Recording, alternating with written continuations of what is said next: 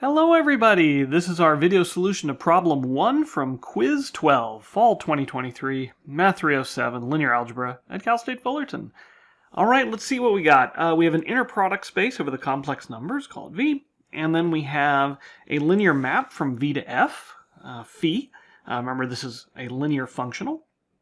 And U sub phi is going to denote the Riesz element of phi. So remember, the Riesz representation theorem tells us whenever you have a linear functional, there exists a unique element of the vector space such that applying the linear functional is the same thing as taking the inner product with that unique element. So in our case, right, that means that if I apply phi to some little v, this is going to equal the inner product of v with u sub phi. Okay, so this comes, right, the fact that u phi exists, that's the Riesz representation theorem. Okay, now, it says recall that if u is a subspace of v, then, okay, yeah, this is just what the orthogonal complement is, right? It's going to be all elements v and v, which are orthogonal to the entire subspace u. Okay, and we want to prove two different statements, and let's see. The first one says, well, what happens if we apply the linear functional to the Riesz element? That's a thing we can do. Okay, well, that's actually pretty easy, right? We just say, okay, well, what is phi of u phi? Well, by this relationship, right, given by the Riesz representation theorem, this is just equal to u phi comma u phi, which is exactly the square of the norm of u phi. Okay, there we go. That wasn't that hard. All right, what's the second bit?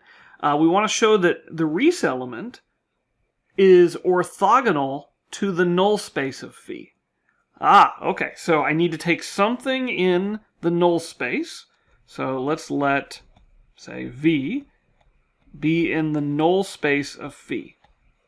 Okay, so what does that mean? Well, that means that phi of v is equal to 0.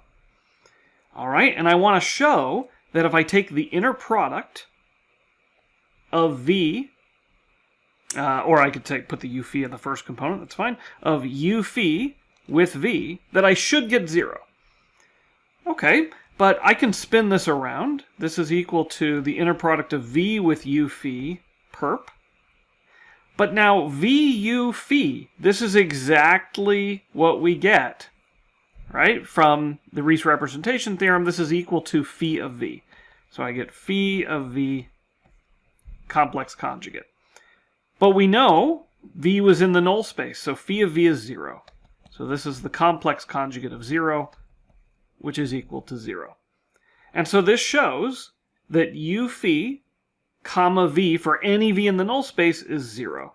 So therefore, u phi comma the null of phi is equal to 0, which tells you that u phi is in the orthogonal complement of the null of phi. And there we go. That's the whole proof. All right, everybody. We will see you next time.